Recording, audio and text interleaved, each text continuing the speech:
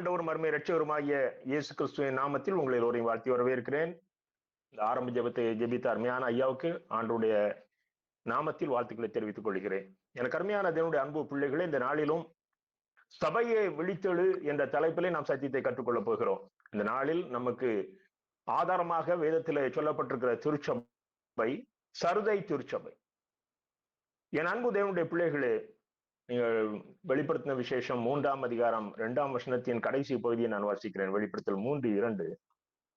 நீ உயிருள்ளவன் என்று பெயர் கொண்டிருந்தும் செத்தவனாய் இருக்கிறாய். சபைக்குள்ள இந்த வரியை வாசித்து என்னுடைய விவரம் தெரிந்த ஒரு 60 ஆண்டு அனுபவத்துல இப்படி ஒரு செய்தி நான் கேட்டதில்லை. ஏன்னா அப்படி செய்தி கொடுத்தாச்சுன்னா அந்த பிரசங்கர் வெளியே போகும்போது சபை மறைக்கும். ஒரு சண்டே சர்ச்சில் இப்படி ஐயா செய்தி கொடுக்கறது, ஏன்னா சபை ஆல்ரெடி டிசைட் பண்ணிடுது, செத்த நிலையில இருக்கிறேன், என் வாழ்க்கை கல்லறையோட முடிஞ்சு போகுதுன்னு முடிவு பண்ணதுனால அநேகம் திருச்சபைகள் இப்படிப்பட்ட செய்திகளை ஏற்றுக்கொள்வதில்லை. அவர்களுக்குள் இருக்கிற அகங்காரம், ஆணவம், இப்படிப்பட்ட வார்த்தைகளை நீங்கள் சபைக்குள்ள சொல்லக்கூடாது. சபையில வர்றவங்க ஒரு ஜோசியக்கார மாதிரி நீ நல்லா இருப்பா, நீ நல்லா இருப்பாங்கிற வார்த்தையை தவிர வேற வார்த்தை பேசக்கூடாது என்று சொல்லுகிற அனுபவத்தை தான் நான் பார்த்திருக்கிறேன். ஆகையினாலே இந்த செய்தியை நான் தேவனுடைய பாதத்திலே உட்கார்ந்து கற்றுக்கொண்ட பொழுது எனக்கு வந்த போராட்டங்கள் அதிகம். இன்றைக்கு காலையிலிருந்து இந்த மாலைக்குள் நான் சரீரத்தில் அநேக பாடுகள், 2 ஹெவி டோஸ் ஃபார் ஹெட்டேக் 2 மாத்திரை எடுத்திருக்கிறேன். நான் அந்த செய்திக்கு உட்கார் வரைக்கும் எனக்கு இருந்த பலவீனங்கள் அதிகமான பலவீனங்கள். ஆனாலும் எனக்குள் ஒரு நம்பிக்கையை கர்த்தர் கொடுத்து, நீ இந்த வார்த்தையை சொல்லு. ஒரு சின்ன கூட்டம் தான், ஆனா அது பரலோகத்துக்கு வருகிற கூட்டம். ஆகவே அவர்களை குயவன் கையில் களிமண் போல நான் வைத்திருக்கிறேன். நான் அவர்களை உருவாக்கி என்னுடைய மகிமைக்காக பிதாவின் முன் நிறுத்தப் போகிறேன் என்று கர்த்தர் சொல்லுகிறார். எனக்கு அருமையான தேவனுடைய அன்பு பிள்ளைகளே, கடினமான உபதேசங்கள் கர்த்தரிடத்திலிருந்து வருபவை. நம்மை உற்சாகப்படுத்தி இந்த உலகத்து ஆசீர்வாதங்களையே மகிமையின் ஆசீர்வாதங்களாக காட்டிக் கொண்டிருக்கிற செய்திகள் பிசாசினிடத்திலிருந்து வருபவை. இயேசு கிறிஸ்து இந்த உலகத்துல வாழ்ந்த நாட்களிலே அவர் அன்றைக்கு திருச்சபையின் தலைவர்கள் என்று சொல்லப்பட்ட பரிசேயர், வேதபாரகர், சதுசேயர்களிடத்திலே எவ்வளவு கடினமான உபதேசத்தை கொடுத்தார் என்பதை வேதத்திலே ஆவியானவர் நமக்கு எழுதி தந்திருக்கிறார். ஆகவே அதை கேட்டு அவர்கள் மனம் திரும்பினார்களா என்றால் அதிலும் ஒரு சிலர் மனம் திரும்பி கூடும். ஏனென்றால் அப்போஸ்தலனாகிய பவுலே ஒரு பரிசேயர் தானே. ஆகவே கடினமான வார்த்தைகள் கர்த்தர் நமக்கு கொடுக்கிற ஒரு மகிமையான ஆசீர்வாதம். நான் வேதத்தை வித்தியாசமான கோணத்திலே நான் சிறு வயதிலிருந்தே வாசிக்க பழகி கொண்டேன். அப்படி வாசிக்க பழகினதினாலேதான் கர்த்தர் என்னை எச்சரித்தது நான் மனம் திரும்புவதற்கு ஏதுவாக அமைந்தது. மிக தெளிவான கோணத்திலே வேதத்தை கற்றுக்கொள்வதற்கு ஆவியானவர் எனக்கு உதவி செய்தார். இன்றைக்கும் ஆண்டவருடைய அன்பு பிள்ளைகளே, இன்றைக்கு சபைகள் தூக்கத்தில் இருக்கிறது அல்லது நித்திரையில் இருக்கிறது என்று நான் சொல்லுவேன். நீங்கள் நம்ம இப்ப வாசிக்கிட்ட பகுதியில் அந்த வெளிப்படுத்தல் 3:2 நாம் என்ன பார்க்கிறோம்? நீ உயிருள்ளவன் என்று பெயர் கொண்டிருந்தும் நீ செத்தவனாய் இருக்கிறாய். சபைக்குள்ள யார் இருக்கிறா அப்படின்னா ரட்சிக்கப்பட்ட பிள்ளைகள் தான் சபைக்குள்ள இருக்கிறாங்க. இதுதான் நமக்கு அப்போஸ்தல நடபடிகள் 2வது அதிகாரத்தில் உருவாக்கப்பட்ட முதல் திருச்சபையின் அனுபவம். அன்றைக்கு ரட்சிக்கப்பட்ட ஜனங்கள் தான் சபையிலே சேர்த்துக் கொள்ளப்பட்டார்கள். அப்போ சபைக்குள்ள இருக்கிறது யார் அப்படின்னா உயிரோடு இருக்கிறவர்கள். அவர்கள் ஆத்துமா உயிர்ப்பிக்கப்பட்ட நிலைமையில இருக்கிறவர்கள் தான் சபைக்குள்ள இருக்கிறவர்கள். நம்ம பார்க்கிறோம். நம்ம ரோமர் நிருபத்திலிருந்து அப்போஸ்தலனாகிய பவுல், பேதுரு, யோவான் எல்லாரும் எழுதின நிருபங்களை பார்க்கிறோம்.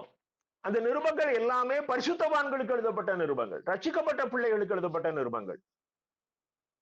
ஆனால் அந்த பிள்ளைகளை பிசாசானவன் அந்த ரட்சிப்பின் மகிமையிலிருந்தே வழிவிலக செய்து அவர்களுக்கு ஒரு மயக்க நிலையை கொடுப்பதற்கு அவன் பல விதங்களில முயற்சிக்கிறான்.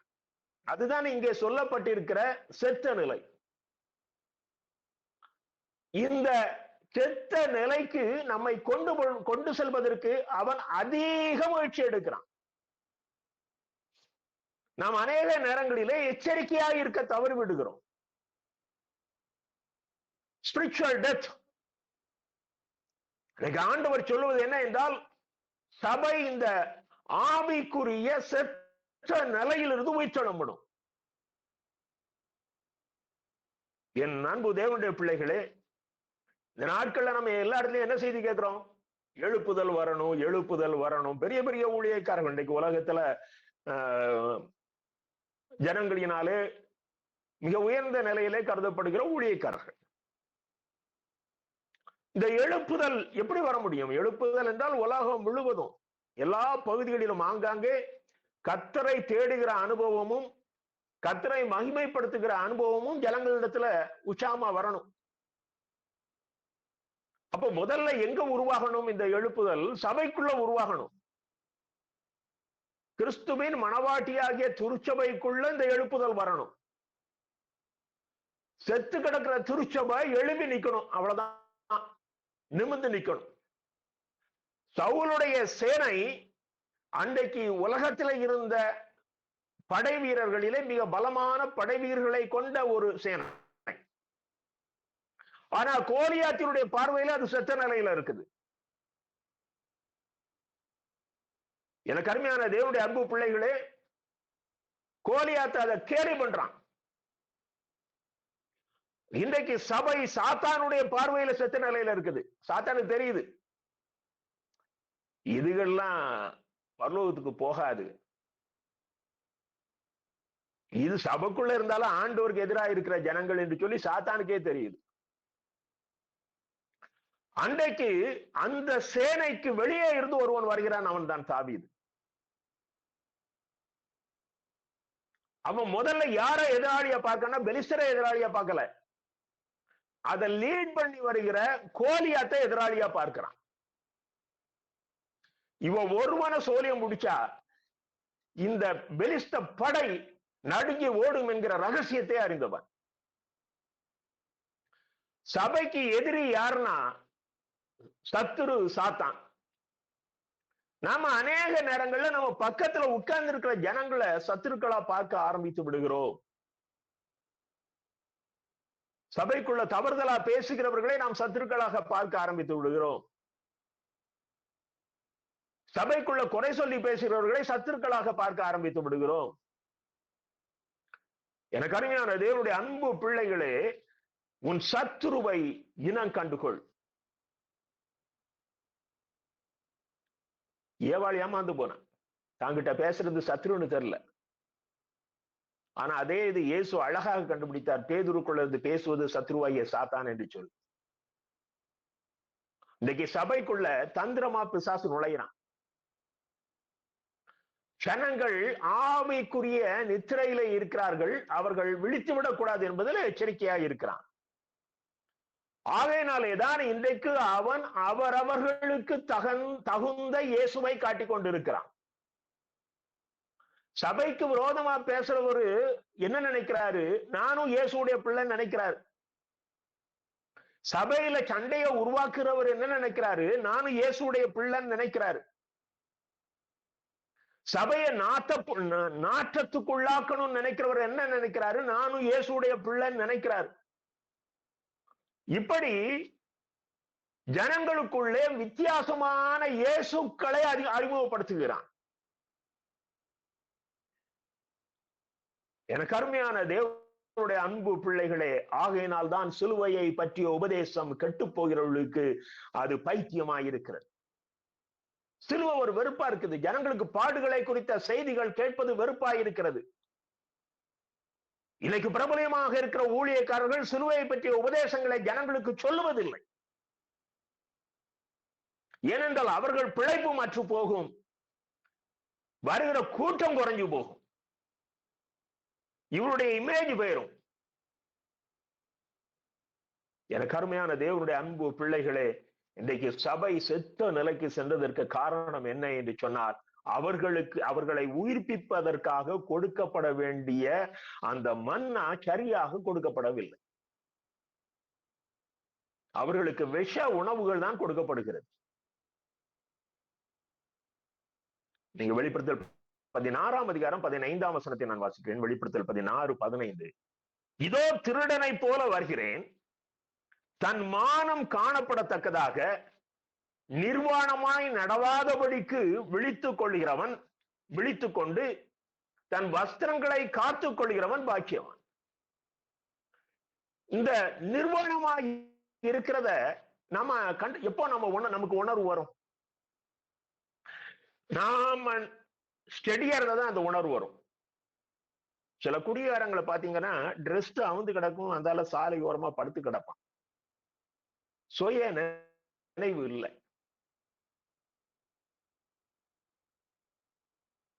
அதே போல் டெட் பாடி, செத்த சரீரத்துக்கு ஒரு நபர் இறந்த பிறகு அவருடைய சரீரத்திலிருந்து ட்ரெஸ் கலத்தினா, அவர் உயிரோடு இருக்கும்போது அவர் ட்ரெஸ் கலத்த அனுமதிக்க மாட்டார். ஆனால் மரித்த பிறகு அதற்கு என்ன, அந்த சரீரத்துக்கு உயிர் இல்லையா, அவருக்கு உணர்வு இருக்காது. நிர்வாண நிலைய செத்தவர்களால் உணர முடியாது. எனக்கு அருமையான தேவனுடைய அன்பு பிள்ளைகளே, கர்த்தர் நாம் அறியாத வேளையிலே அறியாத உருவத்தில் அவர் வரப்போகிறார். நான் திருடனை போல வரப்போகிறேன். தன் மானம் காணப்படத்தக்கதாக நிர்வாணமாய் நடவாதபடி. அப்போ நமக்கு ஒரு ட்ரெஸ் அவர் கொடுத்திருக்கிறார், நமக்கு ஒரு வஸ்திரம் அவர் கொடுத்திருக்கிறாரு. அந்த வஸ்திரம் தான் ரட்சிப்பின் வஸ்திரம். ஆதாமும் ஏவாளும் பாவம் செஞ்சு அவங்க இலையினால தங்களுக்கு ஆடை செய்து ஒளிந்து கொண்டார்கள். வழக்கமா வருகிற அந்த காலை குளிர்ச்சியான வேளையிலே தேவன் அவர்களை சந்திக்கும்படியாக அங்கே ஏதேன் தோட்டத்துக்கு வருகிறார். அப்போ அவர் ஆதாமே என்று கூப்பிட்ட பொழுது ஆதாம் சொன்ன வார்த்தை, ஆதியாகமம் 3 அதிகாரம் 9, 10 வசனங்களை பாருங்கள். தேவனாகிய கர்த்தர் ஆதாமை கூப்பிட்டு நீ எங்கே இருக்கிறாய் என்றார். அதற்கு அவன், நான் தேவரீருடைய சத்தத்தை தோட்டத்திலே கேட்டு நான் நிர்வாணியாய் இருப்பதினால் பயந்து ஒழித்துக் கொண்டேன் என்றான். அப்போ ஆண்டவர் ரொம்ப அழகா கேட்கிறார். 11வது வசனம். அப்பொழுது கர்த்தர், நீ நிர்வாணி என்று உனக்கு அறிவித்தவன் யாரு? இந்த நிலைமைக்கு உன்னை கொண்டு வந்தது யாரு? எனக்கு அருமையான தேவனுடைய அன்பு பிள்ளைகளே, நீங்க லவோதிக்கேயா திருச்சபையிலையும் கர்த்தர் இதே காரியத்தை சொல்லுவார். நாம் நிர்வாணிகள், சபைக்குள்ள இருக்கிறோம், ரட்சிப்பின் வஸ்திரம் இல்லை என்று சொன்னால் நாம் அருவருப்பான நிலையிலே சபைக்குள்ளே இருக்கிறோம் என்று பொருள். ரட்சிக்கப்படாதவர்கள் சபைக்குள்ளே இருப்போமே ஆனால் நான் வஸ்திரம் இல்லாது இருக்கிறேன் என்று பொருள். அது என்ன ஆடை அலங்காரம், நீங்க இந்த உலகத்து ஆடை அலங்காரத்தை போட்டுக்கிட்டு வந்தாலும் சரி, ஆனா அந்த ரட்சிப்பின் மகிமையின் வஸ்திரம் உனக்கு இல்லை அப்படின்னா நீங்க அருவருப்பா இருக்கிறான் தான் அர்த்தம். அதான் அவர் அங்க சொல்றாரு, தன் மானம் காணப்படத்தக்கதாய் நிர்வாணமாய் நடவாதபடிக்கு. நம்ம ட்ரெஸ்ஸை காப்பாத்திக்கணும், இந்த ரட்சிப்பின் வஸ்திரத்தை நீ பாதுகாத்துக் கொள்ளணும். நீங்க பாருங்க, இதே அதிகாரம் 3வது அதிகாரம் 4வது வசனம், வெளிப்படுத்தல் 3:4. இந்த சர்தை சபையில தான் அவர் எழுதுறாரு, தங்கள் வஸ்திரங்களை அசுசிப்படுத்தாத சிலர் சர்தையிலே எனக்கு உண்டு, உனக்கு உண்டு. ஆமா, ஒரு சபையில அந்த ரட்சிப்பின் வஸ்திரத்தை அழுக்காக்காதவர்கள் சிலர் இருக்கிறார்கள். இந்த வஸ்திரத்துல அழுக்கு பட்டுக்கிட்டே இருக்கும்போதுதான் ஒரு ஸ்டேஜில் அது அந்த வஸ்திரத்தை நீ ரிமூவ் பண்ண வேண்டிய சூழ்நிலை வரும். அந்த வஸ்திரத்தை நீ எடுத்து கலத்தி போட்டுருவா. நாம் ரட்சிக்கப்பட்ட பிறகும் அந்த பாவத்திலே உழந்து கொண்டிருப்போமே, ஆனால் அது வஸ்திரம் அசுசிப்படுத்தப்பட்டு அது வெளியே அந்த வஸ்திரம் நம்மை விட்டு அகற்றப்பட்டு விடும். கருமையான தேவனுடைய அன்பு பிள்ளைகளே, இந்த ரட்சிப்பின் வஸ்திரத்தை நாம் இழந்து போகக்கூடாது. அந்த 16, 15 பார்க்கிறோம். என்ன சொல்றாரு? தன் வஸ்திரங்களை காத்துக் கொள்கிறவன் பாக்கியவான்.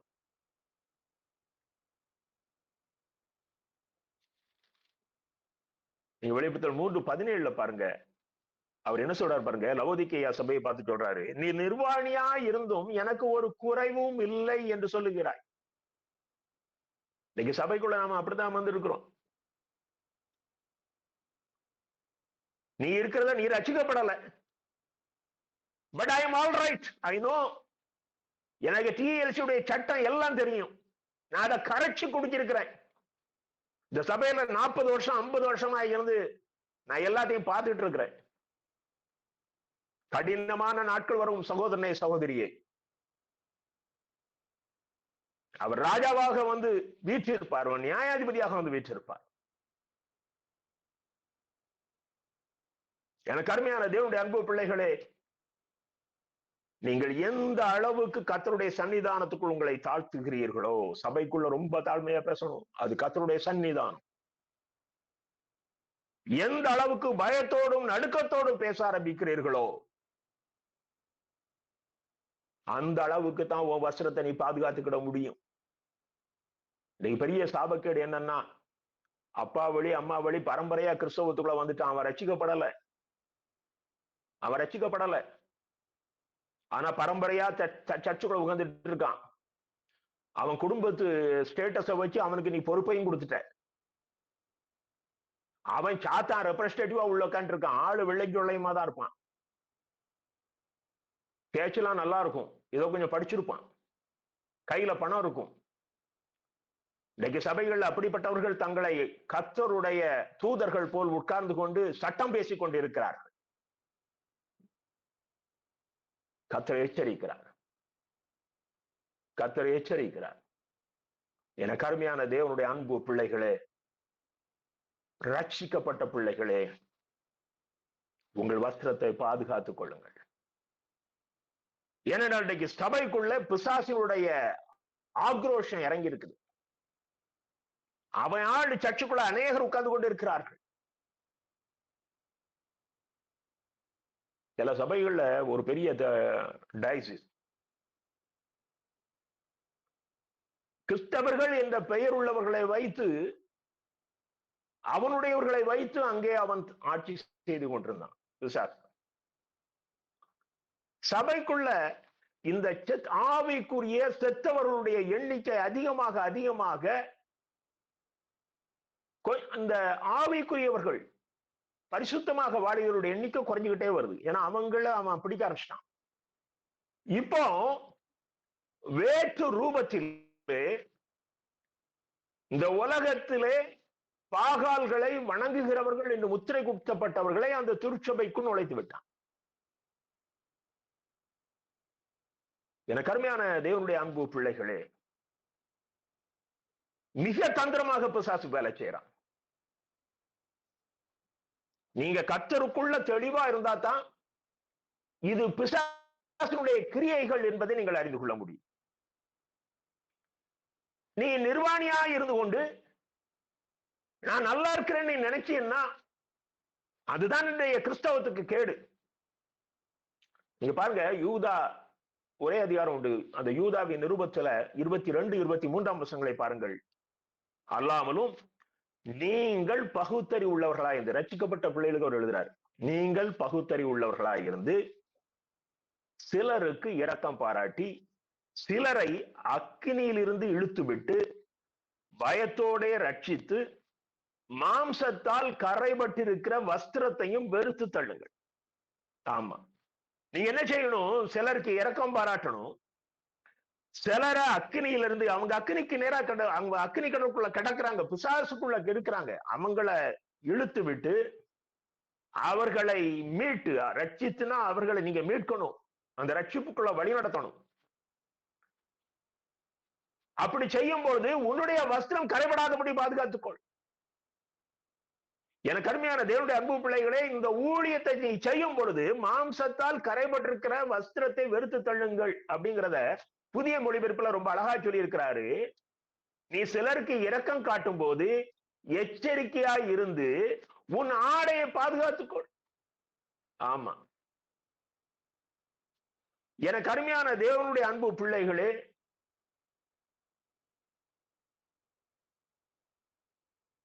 நாம் கர்த்தருடைய ஆலயத்துக்குள் கர்த்தருடைய பிள்ளைகளாய் எப்பொழுதும் இருக்கணும். நமக்குள்ள நாம இயேசு கிறிஸ்து என்ற ரத்தத்தினாலே கழுவப்பட்டவர்கள். நம்ம அவருடைய வருகையில பார்க்கிறோம், நம்முடைய அங்கிகள் அவருடைய ரத்தத்தினாலே கழுவப்பட்ட தோய்க்கப்பட்ட அங்கிகள் என்று சொல்லி பார்க்கிறோம். எனக்கு அருமையான தேவனுடைய அன்பு பிள்ளைகளே, எப்பொழுதும் இந்த சிந்தனையிலேயே இருங்கள். ஒரு குறிப்பான ஆவியானவர் என்னிடத்தில் உணர்த்துகிற ஒன்றை நான் சொல்ல விரும்புகிறேன். அடிக்கடி ஜெபம் பண்ணுங்க. ஆமா, எங்க இருந்தாலும் சரி, நீ முழங்கால் போட முடியாது, you may be in travel, அல்லது படுத்திருக்கலாம், ஆவியானவர் உணர்வை கொடுப்பார். அப்போ ஜெபிக்கணும். நான் சில நேரம் கேட்ட கட்டில படுத்திருக்கும் போது ஆவியானவர் உணர்வு கொடுப்பார். அவர் உணர்வு கொடுத்த உடனே என் கண்ணுல இருந்து கண்ணீர் வரும். சில நேரங்கள் அது பாடலா வரும். நான் அப்படி பாடிக்கொண்டே ஜெயிப்பேன். எனக்கு அருமையான தேவனுடைய அன்பு பிள்ளைகளே,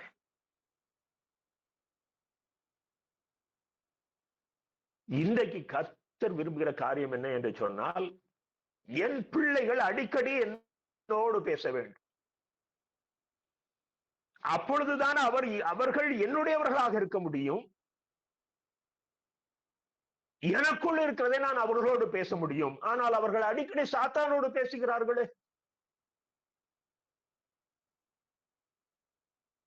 எனக்கு அருமையான தேவனுடைய அன்பு பிள்ளைகளே, நீ கர்த்தருடைய ஊழியத்தை உண்மையாய் செய்வாயானால் உன்னை அடிக்கடி சந்திக்க வருகிற சாத்தானுடைய பிள்ளைகளோடு அதிக நேரம் செலவழிக்காதே. அவன் சொல்றதை கேட்டுட்டு உடனடியாக யூ டிஸ்போஸ் ஹிம்செல்ஃப்.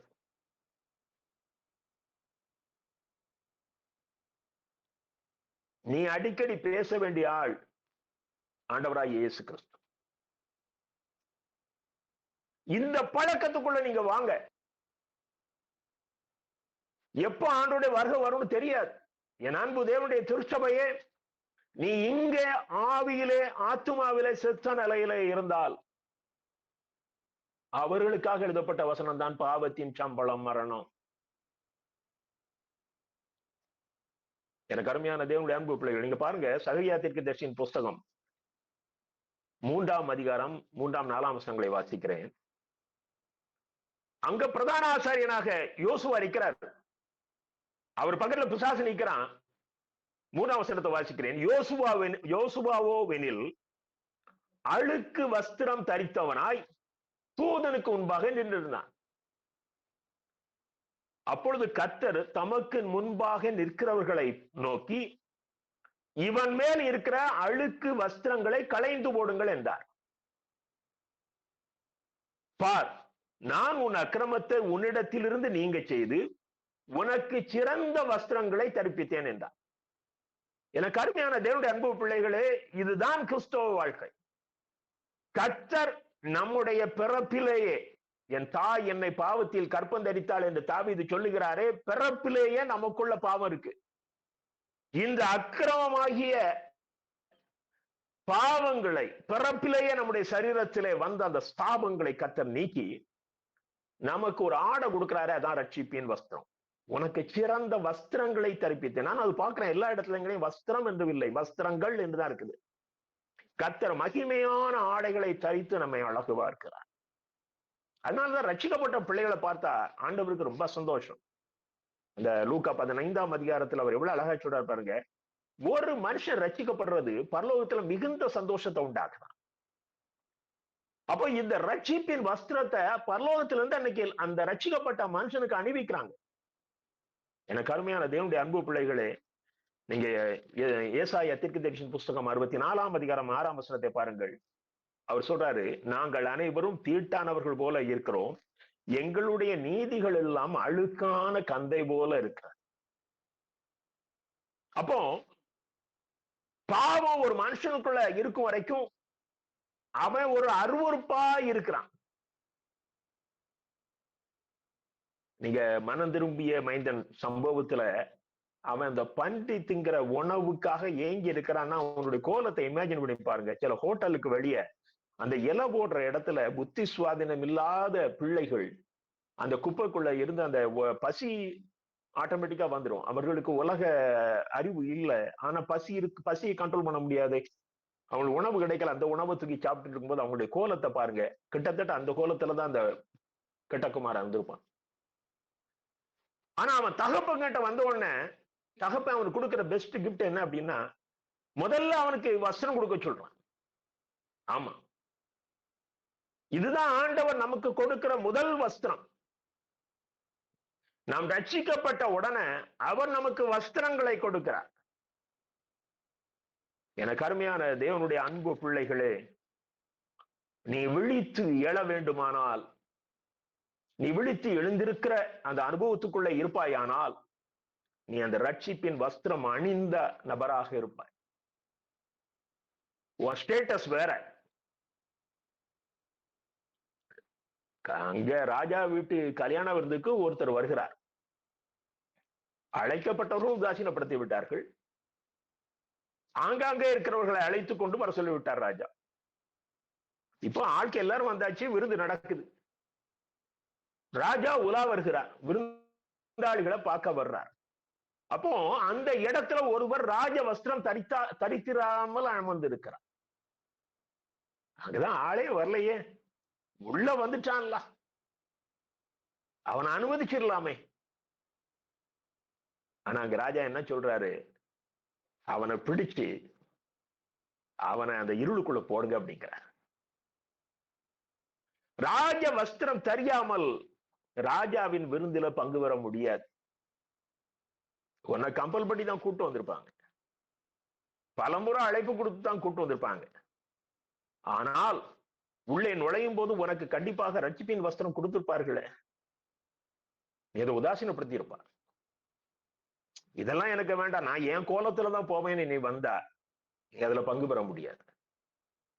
எனக்கு அருமையான தேவனுடைய அன்பு பிள்ளைகளே, எசேக்கியேல் தீர்க்கதரிசியின் புத்தகத்துல பாருங்க, எசேக்கியேல் 16ஆம் அதிகாரம் 8ஆம் வசனம்.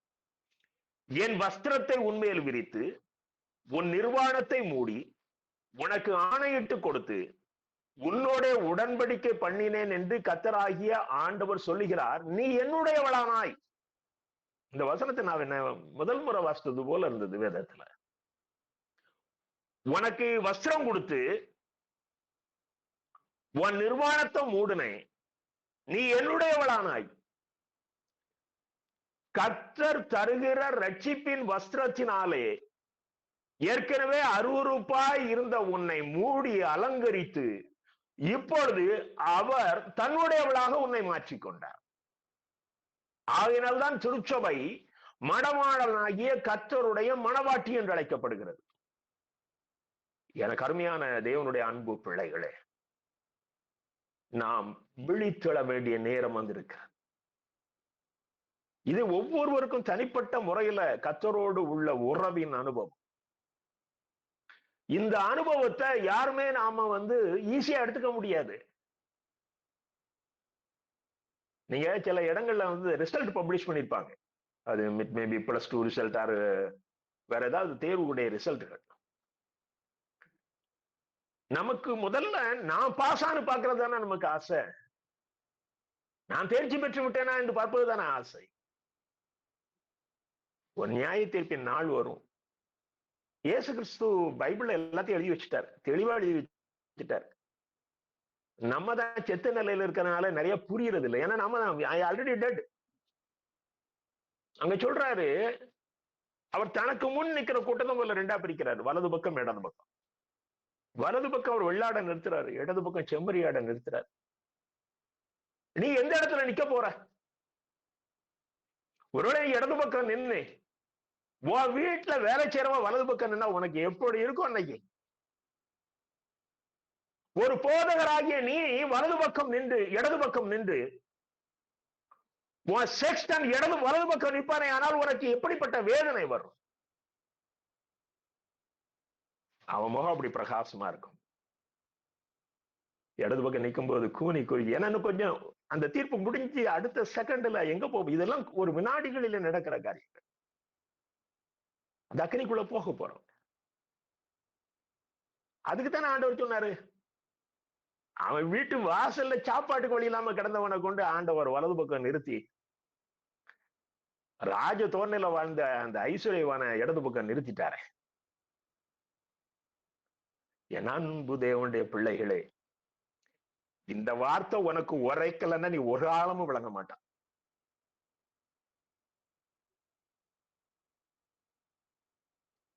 எனக்கு அருமையான தேவனுடைய அன்பு பிள்ளைகளே, ஜீசஸ் லவ்ஸ் அஸ். நாம் எல்லோரையும் நேசிக்கிறேன். ஒருவனும் கெட்டு போவது அவருக்கு சித்தமல்ல. செய்தியை கேட்டுட்டு அப்படியே எழும்பி போகாதீங்க. சின்ன கூட்டம் தான். அதை உங்களுடைய வாழ்க்கையில இம்ப்ளிமெண்ட் பண்ணு. You are special. You are special. You are children of God. இந்த உலகத்துல ஒரு எம்எல்ஏ மகன், ஒரு கலெக்டர் மகன், எம்எல்ஏ மகனுக்கு ஒரு 5 வருஷம் தான் அந்த கெத்து. கலெக்டர் மகனுக்கு அவர் ரிட்டையர்ட் ஆக வரைக்கும் தான் அந்த கெத்து. அவன் தோரணையா இருக்கான். அண்ட சராசரத்தையும் உருவாக்கின ராஜாவுடைய பிள்ளை நீ எப்படி இருக்கணும்? எப்படி இருக்கணும்? பிசாசை கண்டு பயப்படுற, பிசாசு மக்களை கண்டு பயப்படுற, அவங்களோட ஒருமித்து போகிற. நான் சொல்லல, வசனத்தை சொல்றேன். அவர்களோடும் உனக்கு பங்கு இருக்கிறதே. இருக்கிற இந்த உலகத்துல இருக்க ஒரு பொறுப்பு போனா போயிட்டு போட்டீங்க. நிறைய தலைமை போதகர்கள் என்று இந்த உலகத்துல சொல்லப்படுகிறவர்கள்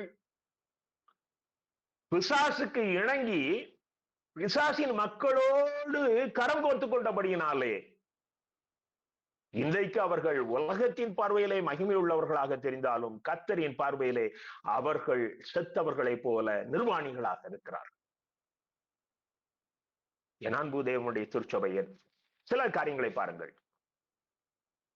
இங்கே கர்த்தர் 3 காரியங்களை, ஒரு சபையை பார்க்கும்போது அவர் என்ன பண்றாரு பாருங்க. முதல்ல சபையை பார்க்கிறார். 2வது என்ன செய்யறாரு? அந்த சபைக்கு சில அறிவுரைகளை கொடுக்கிறார். இதெல்லாம் சரி பண்ணுப்பா அப்படிங்கிறார். 3வது என்ன செய்யறாரு? அந்த சபைக்கு சில அவார்டுகளை வச்சிருக்க சொல்றாரு. நீ இதெல்லாம் சரி பண்ணினா இந்த அவார்டு எல்லாம் உனக்கு உண்டுன்னு சொல்றாரு. ஒரு சில நிமிடங்களுக்கும் நான் இந்த சர்தை சபைக்கு கர்த்தர் சர்தை சபையிலே பார்த்த காரியங்கள், சர்தை சபைக்கு அவர் கொடுத்த அறிவுரைகள், சர்தை சபைக்கு அவர் கொடுத்த வாக்குறுதிகளை பார்ப்போம். வெளிப்படுத்தல் 2ஆம் அதிகாரம் 5ஆம் வசனத்தை பாருங்க.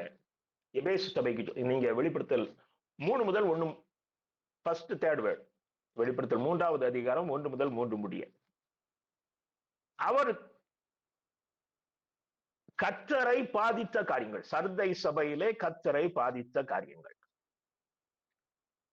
அவர் என்ன சொல்றார் பாருங்க, உன் கிரியைகளை அறிந்திருக்கிறேன். ஆமா, எபேசு சபைக்கு சொல்றாரு வெளிப்படுத்தல் 2:5 ஆதியில் செய்த கிரியைகளை செய்வாயாக அப்படிங்கிற. இங்க சர்தை சபையில் அவர் என்ன சொல்றாரு? உன் கிரியைகளை அறிந்திருக்க. நீங்க உங்க ஆக்டிவிட்டி எல்லாம் ஆண்டவருக்கு தெரியும். உன் நோக்கம் என்ன? உன் தோத்திர பண்டிகையின் நோக்கம் என்ன? உன் உமன்ஸ் ஃபெலோஷிப்புடைய நோக்கம் என்ன? ஆண்டவர் சொல்றார், உன் கிரியைகளை அறிந்திருக்கிறேன். அது எனக்குரியது இல்லப்பா. நீ நான் விரும்புகிறபடி நீ அதை செய்யலையே. எனக்கு அருமையான தேவனுடைய அன்பு பிள்ளைகளே, சபையினுடைய அத்தனை காரியங்களையும் கர்த்தர் அறிந்திருக்கிறார். அவர் சர்தை சபைக்கு சொல்லுகிற முதல் காரியம் என்ன என்றால், நம்முடைய கிரியையிலே குறைவை அவர் கண்டுபிடிக்கிறார். அந்த சபையில் இருக்கிற செயல்பாடுகள் இருக்கிற குறைகள். உன் கிரியைகளை அறிந்திருக்கிறேன். எனக்கு அருமையான தேவனுடைய அன்பு பிள்ளைகளே, இரண்டாவதாக பாருங்கள், உன் கிரியைகள் தேவனுக்கு முன்பாக நிறைவுள்ளவைகளாக இல்லை. ஆமா, கர்த்தர் விரும்புகிற ஸ்டாண்டர்ட்ல உன்னுடைய ஆக்டிவிட்டி இல்லை. இரண்டாவது வசனம் வெளிப்படுத்தல் 3:2 சொல்றார், உன் கிரியைகள் தேவனுக்கு முன்பாக நிறைவுள்ளவைகளாக இல்லை. அதாவது உன் கிரியைகள் தேவனை பிரியப்படுத்துகிற அளவுக்கு இல்லை. நீங்க எபேசியர் 6:6 பாருங்க, மனுஷருக்கு பிரியமாய் இருக்க விரும்புகிறவர்களாக பார்வைக்கு ஊழியம் செய்யாமல், ரொம்ப அழகான வார்த்தை, பார்வைக்கு ஊழியம் செய்யாமல் கிறிஸ்துவின் ஊழியக்காரராக மனப்பூர்வமாய் தேவனுடைய சித்தத்தின்படி செய்யுங்கள். பார்வைக்கு ஊழியம் பண்ணாதீங்க. எனக்கு அருமையான தேவனுடைய அன்பு பிள்ளைகளே, பாக்குறவங்க எல்லாம் நம்ம நல்லா செய்யறோம்னு சொல்லணும் அப்படின்னு நீங்க நினைக்காதீங்க. அருமையான ஒரு வார்த்தை, மனப்பூர்வமாய் தேவனுடைய சித்தத்தின்படி செய்யுங்கள். என்ன செஞ்சாலும் இது கர்த்தருக்கு பிடிக்குமா? மனுஷனுக்கு பிடிக்காட்டா போகுது. உன் சபையில ஒண்ணு குறைஞ்சுன்னா சொல்லிட்டு போறான். உனக்கு ஒரு பொறுப்பை கர்த்தர் சபையில கொடுத்திருக்கிறாரு. நீ பொறுப்பு கொடுத்தது கர்த்தர். பொறுப்பு உனக்கு விலகினால், உன்னை விட்டு விலகினா அது கர்த்தருடைய சித்தப்படி விலகுது. கர்த்தருடைய சித்தப்படி செய். ஆமா, இந்த ஊழியம் போனா போட்டும், கர்த்தர் உன்னை பார்த்துக் கொள்வார். அடுத்த வசனம் பாருங்க, ரோமர் 8:8 பாருங்க, மாம்சத்துக்கு உட்பட்டவர்கள் தேவனுக்கு பிரியமாய் இருக்க மாட்டார். நீ மனுஷனை பிரியப்படுத்தும் நினைச்சீன்னா நீ தேவனை பிரியப்படுத்த முடியாது. எனக்கு அருமையான தேவனுடைய அன்பு பிள்ளைகளை, எபிரேயர் 12:28 அசைவு இல்லாத ராஜ்யத்தை பெறுகிறவர்களாகிய நாம் பயத்தோடும் பக்தியோடும் தேவனுக்கு பிரியமாய் ஆராதனை செய்யும்படி கிருபையை பற்றிக் கொள்ளவும். அப்போ நாம் நிலையான நகரத்துக்குரியவர்கள். அப்போ நம்ம இந்த உலகத்துல வாழும் பொழுது கர்த்தருக்கு பயப்படுகிற பயத்தோடும் கர்த்தரை திருப்திப்படுத்துகிற பக்தியோடும் அவர் விரும்புகிறபடி ஆராதனை செய்து அவருக்கு பிரியமா நடந்துக்கணும். உலகம் எதுக்கும், உங்க பெரிய போதகர்ல இருந்து சின்ன போதகர் வரைக்கும் உனக்கு எதிராளியா மாறுவாங்க. அதெல்லாம் டெம்பரரிங்க. இத்தனை வருஷம் என்னுடைய வாழ்க்கையில நான் சின்ன வயதுல இருந்து எனக்கு எத்தனையோ பேர் எதிராளியா மாறி மாறி நானும் கடந்து வந்துட்டேன். நமக்கு எதிராளியா மாறக்கூடாத ஒரே நபர் சர்வ வல்லமை உள்ள ஆண்டவர். அவர் மட்டும் நமக்கு எதிராளியா மாறிடக்கூடாது. கர்த்தரே உனக்கு சத்ருவாகி உன்னோடு உன்னை விலக்கி வைப்பாருன்னு வசனம் சொல்லு. கர்த்தர் நமக்கு சத்ருவானா நம்முடைய நிலைமை என்ன? எனக்கு அருமையான தேவனுடைய அன்பு பிள்ளைகளே, நம்முடைய கிரியைகள் கர்த்தருக்கு பிரியமா இருக்கணும். மூணாவதாக அவர் சொல்லுகிறார் பாருங்க, கர்த்தர் பார்க்கிற காரியம் சர்தை சபையில 1வது வசனம், உயிருள்ள திருச்சபையாய் இருந்த நீ இன்னைக்கு செத்த நிலையில இருக்கிற. அதுதான் இன்னைக்கு மிக முக்கியமான ஒரு வசனம். அவர் பார்க்கிறாரு, அந்த சபைக்குள்ள அநேகர் செத்த நிலையில இருக்கிறாங்க. சபைக்குள்ள நடக்கிற காரியம் அவங்களுக்கு உணர்வு இல்லை. சாத்தான் வர்றான், புல்பிட்ல ஏறி பிரசங்கம் பண்றான். சபைக்குள்ள ஒரு பக்கம் திருட்டு நடக்குது. சபைக்குள்ள உட்கார்ந்துகிட்டு பெண்களை பார்த்து கொண்டு இருக்கிறார்கள். விபச்சாரம் நடக்குது. ஆனா நீ ஆரம்பத்தில் நீ ரட்சிக்கப்பட்டவன், நீ கர்த்தரால் உயிர்ப்பிக்கப்பட்டவன், அவரோடு சிலுவையில் அறையப்பட்டு அவரோடு உயிர்த்தெழுந்த நீ இன்னைக்கு செத்த நிலையிலிருந்து இது அனைத்தையும் பார்த்து கொண்டு இருக்கிறாயே. சபையின் காரியங்கள் உன்னை பாதிக்கவில்லையே. நான் அதற்காக சபையில எழும்பி கேள்வி கேளுங்கன்னு சொல்லல. ஆனா நீ கண்ணீர் வடிச்சிருக்கணுமே, நீ கண்ணீர் வடிச்சிருக்கணுமே, நீ அதற்காக கதறி அழுதிருக்கணுமே. என் அன்பு தேவனுடைய பிள்ளைகளே, உயிருள்ள திருச்சபை ஒரு நாளும் அதனுடைய மகிமையை இழந்து போகக்கூடாது.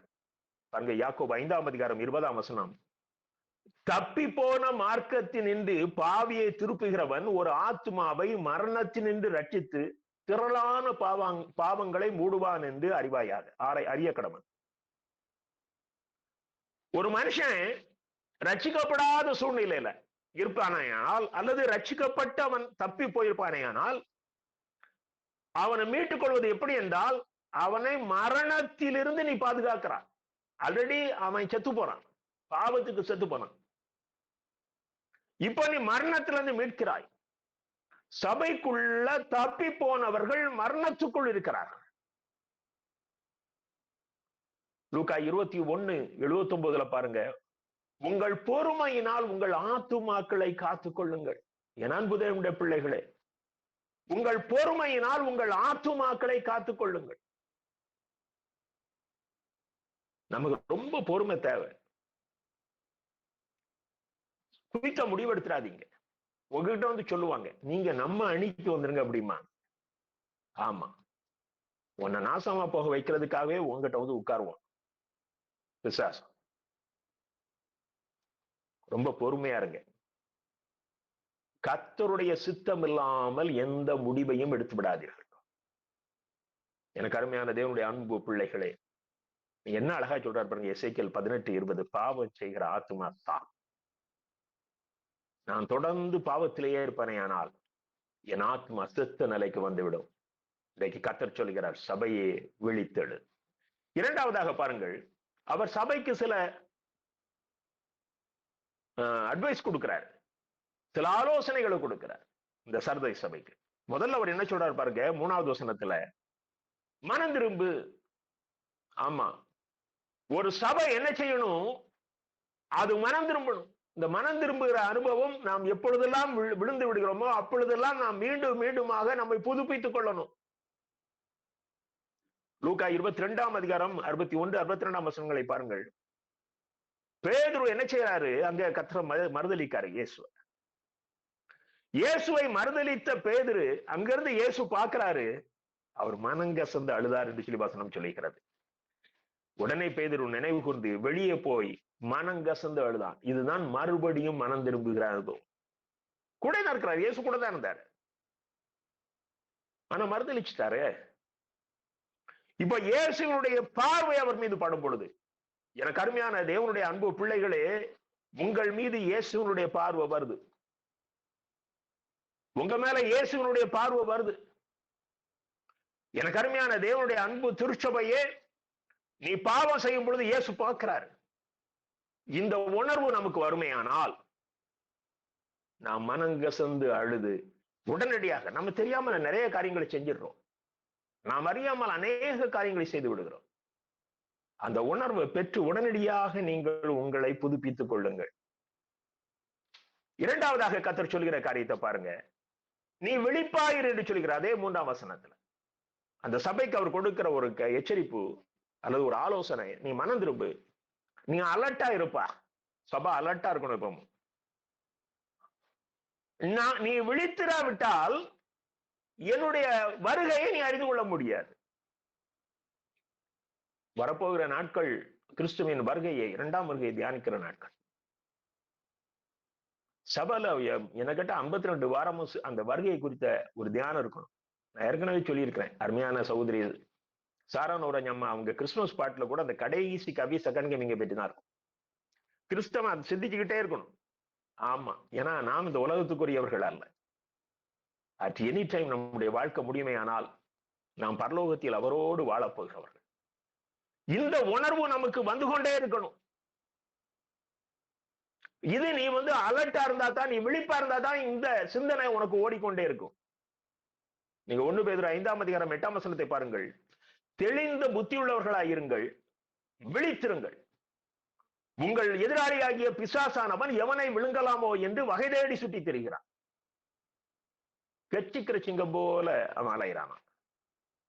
என் அன்பு தேவனுடைய பிள்ளைகளே, நீ விழிப்பா இல்லைன்னா உன்கிட்ட பிசாசு வர்றத உன்னால கண்டுகொள்ள முடியாது. இன்னைக்கு அப்படித்தானே நாம் ஏமாந்து கொண்டு நாம் அநேகரை கிறிஸ்துவினுடைய ஊழியக்காரர்கள் என்று பின்னால போய் ஏமாந்துட்டு இருக்கிறோம். அதனால்தான் ஒரு மலைப்பிரசங்கத்தில் அந்த கடைசி பகுதி அவர் சொல்லும் பொழுது, அவர்களை அவர்களுடைய கனியினாலே அறிவீர்கள். வாழ்க்கை சரியில்லைன்னா வார்த்தை நல்ல வார்த்தையா தெரிஞ்சாலும் அந்த வார்த்தையை நம்பாது. பிசாசு ரொம்ப நல்லா பேசுவான், அவனுக்கு பைபிள் நல்லா தெரியும். பிசாசுகளும் அவர் தேவனுடைய குமாரன் என்று அறிக்கையிட்டது. வெகு சீக்கிரத்துல இயேசு வருவாரு, அதோட என்னுடைய ராஜ்யம் முடிஞ்சிடும், நான் அக்னி கடல்ல தள்ளப்படுவேங்கிறது அவனுக்கு தெரியும். அவன் திரள் கூட்டம், பரலோகத்துக்கு போற கூட்டத்தோட நரகத்துக்கு போற கூட்டம் அதிகமா இருக்கணுமே அவன் முயற்சி எடுத்துக்கிட்டு இருக்கிறான். நீ எச்சரிக்கையாக இல்லை என்றால், விழிப்பா இல்லை என்றால், நீ அவனுடைய வலையிலே சிக்கிக் கொள்ளுவாய். லூக்கா 21:36 வாசிக்கிறேன். லூக்கா 21:36. ஆகையால் இனி சம்பவிக்க போகிற இவைகளுக்கெல்லாம் நீங்கள் தப்பி மனுஷகுமாரனுக்கு முன்பாக நிற்க பாத்திரவான்களாக எண்ணப்படுவதற்கு எப்பொழுதும் ஜெபம் பண்ணி விழித்திருங்கள். இப்படிப்பட்ட காரியங்கள் நடக்க போகிறபடியினாலே நீ எப்பொழுதும் ஜெபம் பண்ணி விழித்திரு. அதான் செய்தி. இடையில என்ற ஆவியான சொன்ன ஒரு காரியம், எனக்கு அருமையான தேவனுடைய அன்பு பிள்ளைகளே, அடிக்கடி ஜெபம் செய்யுங்கள். நீங்க ஜெபித்து கொண்டே இருக்கும் பொழுதுதான் நீங்க விழிப்பா இருக்கீங்க, நீங்க அலர்ட்டா இருக்கீங்க, நீங்க ஜீவனோட இருக்கீங்க என்பதற்கு அடையாளம். நம்மை மயக்க நிலைக்கு கொண்டு செல்லுகிற செய்திகள் இன்றைக்கும் அழிந்து கிடக்கிறது. ஆமா, நமக்கு போத ஊற்றுறது, இந்த சத்தியத்தை விட்டு நமக்கு வித்தியாசமான சிந்தனைகளை கொடுக்கக்கூடிய மயக்க நிலைக்கு கொண்டு செல்லக்கூடிய கிறிஸ்டியன் ஆக்டிவிட்டிஸ் இன்னைக்கு மலிஞ்சு கிடக்குது. நம் சிந்தனைகளை கிறிஸ்துவை விட்டு விலக்கி கொண்டு செல்லுகிற செய்திகள் இன்றைக்கு உங்களுக்கு அதிகமாக கிடைக்கிறது. நம்முடைய அந்த கிறிஸ்தவ சிந்தனைகளை கிறிஸ்துவை விட்டு விலக்கி கொண்டு செல்லக்கூடிய செய்திகள் அதிகமாக கிடைக்கிறது. பரலோகத்தை விட உலகத்தை மகிமைப்படுத்தி பேசுகிற செய்திகள் அதிகமாக கிடைக்கிறது. இதெல்லாம் உன்னை விழிப்பா இருக்க விடாம தடுக்கிற காரியங்கள். இயேசுவை விட ஒன்ன அதிக ஞானவானா காட்டுற செய்தி கிடைக்குதுங்க.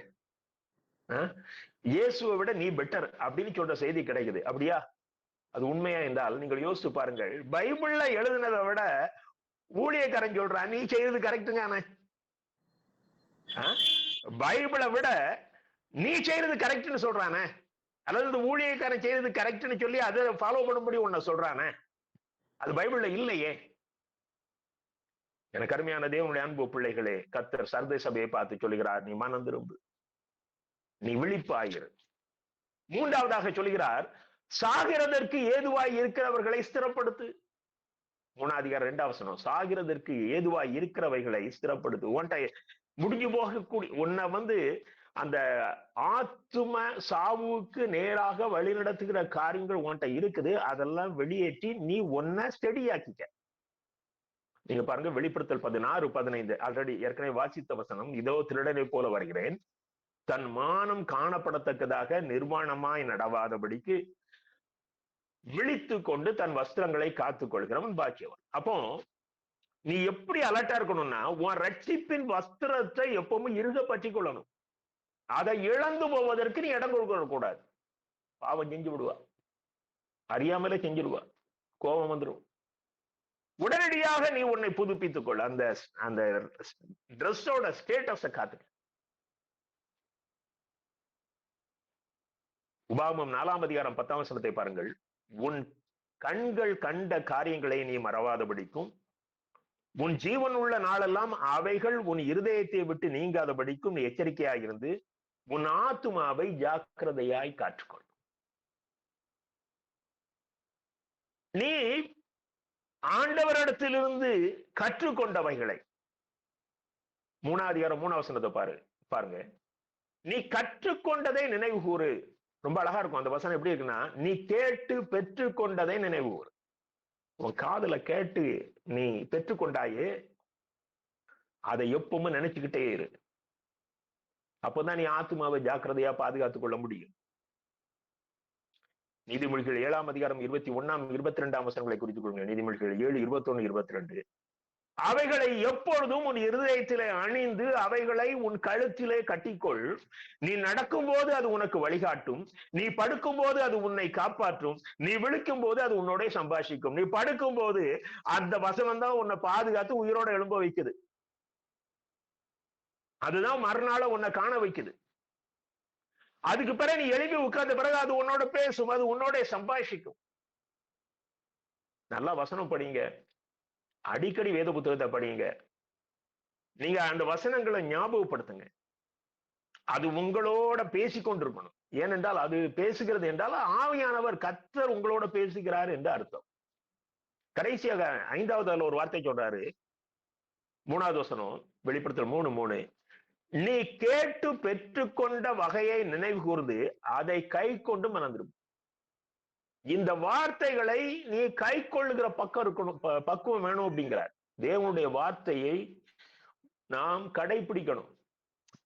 நம்ம என்ன செய்யறோம்னா, எளிமையா இருக்கிறத கடைபிடிச்சிடுறோம், கடினமா இருக்கிறத விட்டுடுறோம்.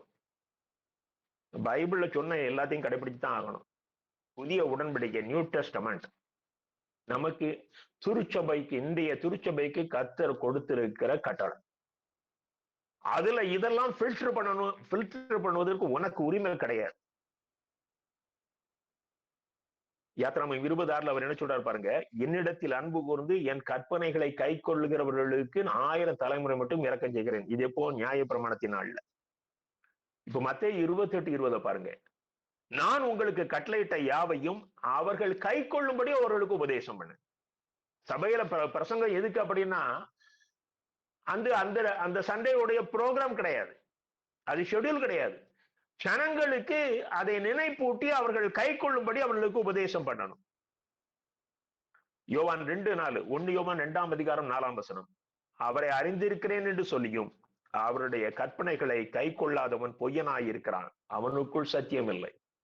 எனக்கு அருமையான தேவனுடைய அன்பு பிள்ளைகளே, அவர் நமக்கு தந்திரன வார்த்தைகளை நாம கடைபிடிக்கணும். வெளிப்படுத்தல் 1:3, வெளிப்படுத்தல் 22:7. வெளிப்படுத்தல் 1:3 என்ன சொல்றாரு? இதில் எழுதியிருக்கிறவைகளை கை கொள்ளுகிறவன் பாக்கியவான். கடைசி அதிகாரம் வெளிப்படுத்தல் 22:7 என்ன சொல்றாரு? இந்த புத்தகத்தில் உள்ள தீர்க்க தரிசன வசனங்களை கை கொள்ளுகிறவன் பாக்கியவான். எனக்கு அருமையான தேவனுடைய அன்பு பிள்ளைகளை, நேரம் முடிய போகுது, ஆகையினால் நான் விரைவாக சொல்லி கடந்து செல்கிறேன். கடைசியாக அவர் அந்த சபைக்கு சில வாக்கு தத்தங்களை கொடுக்கிறார், நமக்கு கொடுக்கிறார், நமக்கு கொடுக்கிறார். கர்த்தர் கொடுக்கிற வாக்கு தத்தங்கள், ஆசீர்வாதங்கள் என்ன சொல்றாரு? ஜீவ புத்தகத்திலிருந்து அவனுடைய பேரை கிறுக்கி போட மாட்டேன். 3ஆம் அதிகாரம் 5ஆம் வசனம், உன் பேரை கிறுக்க மாட்டேங்கிறாரு. நீ விழுந்து போனா கூட உனக்கு நான் போதிச்சு உன்னை திரும்ப எழுப்பிடுவோம்ப்பா. நீ மறித்த நிலையில இருந்தாலும் நான் உன்னை தூக்கி விட்டுருவேன், உன் பேரை கிறுக்கி போட மாட்டேன். எனக்கு அருமையான தேவனுடைய அன்பு பிள்ளைகளே, வேதத்துல யாத்திராமம் 32ஆம் அதிகாரம் 32, 33, சங்கீதம் 69, 28 வாசிக்கிறேன். ஜீவ புத்தகத்திலிருந்து அவர்கள் பேர் கிறுக்கப்பட்டு போவதாக நீதிமான்களோட அவருடைய பேர் எழுதப்படாது இருப்பதாக. அதுக்கு முன்னால பாத்தீங்கன்னா அந்த துன்மார்க்கனை குறித்து பேசியிருக்கோம். அப்போ கர்த்தர் எழுதின பேரை அடிப்பாரு. ஆனா அவர் சபைக்கு என்ன சொல்றாரு? சர்த சபைக்கு சொல்றாரு, உன் பேரை கிறுக்கி போட மாட்டேன். இன்னைக்கு TS ஈரோடு திருச்சபை, இன்னும் மற்ற திருச்சபையின் பிள்ளைகள் இங்க உட்கார்ந்துருக்கீங்க, எத்தனையோ முறை தவறுறீங்க, நானும் தவறுறேன். ஆனா ஆண்டவர் சொல்ற, உன் பேரை கிறுக்கி போட மாட்டேன், உனக்கு நான் உணர்வு கொடுத்து கொண்டே இருப்பேன். நீ என்கிட்ட பேசிக்கிட்டே இரு, நான் உனக்கு உணர்வு கொடுப்பேன். நான் உனக்கு உணர்வு கொடுத்து நான் உன் பேரை ஜீவ புத்தகத்துல இருந்து கிறுக்கி போடாம நான் பாதுகாத்துக் கொள்வேன். நீங்க வெளிப்படுத்தல் ரொம்ப அருமையான வார்த்தைகள் உண்டு. அவர் கடைசியில் அந்த ஜீவ புத்தகத்தை திறந்து வச்சு உங்க பேரெல்லாம் வாசிக்க போக. எனக்கு அருமையான தேவனுடைய அன்பு பிள்ளைகளை, வெளிப்படுத்தல் 22:19 பாருங்க. ஒருவன் இந்த தீர்க்க தரிசன புத்தகத்தின் வசனங்களில் இருந்து எதையாகிலும் எடுத்து போட்டால், கர்த்தர் கை கொள்ளும்படி சொன்ன வார்த்தைகள் தான் புதிய உடன்படிக்கை. அதுல இத கை கொள்ள கஷ்டமா இருக்கு, அது கஷ்டமா இருக்கு, நீ எதையாவது எடுத்து போட்டால் ஜீவ புத்தகத்தில் இருந்து அவனுடைய பங்கை தேவன் எடுத்து போடுவார். பரிசுத்த நகரத்தில் இருந்தும் இந்த புத்தகத்தில் இருந்தும் கர்த்தர் அவனுடைய பங்கை எடுத்து போடுவார். எனக்கு அருமையான தேவனுடைய அன்பு பிள்ளைகளே, உங்களால இந்த வசனத்துல ஏதாவது கடைப்பிடிக்க முடியும்னா கடைப்பிடிக்கிறதுக்கு அவர்கிட்ட ஹெல்ப் கேளுங்க. நீங்க எனக்கு உதவி பண்ணுங்கன்னு கேளுங்க, அவர் உதவி செய்வார். இரண்டாவது கொடுக்கிற வாக்கு தத்துவம் மிக அருமையான வாக்கு தத்துவம். அவர் என்ன சொல்லுகிறார்? ஜெயம் கொள்ளுகிறவனுக்கு நான் வெண்வஸ்திரம் கொடுப்பேன், அவன் வெண்வஸ்திரம் தரித்து என்னோட கூட நடப்பான். ஹல்லேலூயா. எனக்கு அருமையான தேவனுடைய அன்பு பிள்ளைகளே, இங்க நீ ரட்சிப்பின் வஸ்திரம் தரிச்சிருந்தா உனக்கு பரலோகத்துல கர்த்தர் ஒரு வெண்வஸ்திரம் கொடுப்பார். அது இந்த பூமியில எந்த வண்ணானும் வெளுக்க முடியாத அது ஒயிட்டா இருக்குமா, வசனம் அப்படி சொல்லுது. இயேசு கிறிஸ்து ஒரு முறை சீஷர்களுக்கு, பேதுரு, யாக்கோபு, யோவானுக்கு தரிசனமானார். அவர் மறுரூபமாறார், அவர் கூட தான் இருக்கிறாங்க. அவர் அந்த டைம்ல மறுரூபமானோன்னு அந்த ஒயிட்னஸ், அந்த பிரைட்னஸ், அவங்க கண் அப்படி பயங்கரமா கூசுது. அதே மாதிரி ஆடைய கர்த்தர் பரலோகத்துல மறுரூபமாக்கப்பட்ட நமக்கு தருவார். ரொம்ப அழகா சொல்றாரு 3ஆம் அதிகாரம் 4:5, அவர்கள் வெண்வஸ்திரம் தரித்து என்னோட கூட நடப்பார்கள். ஹல்லேலூயா.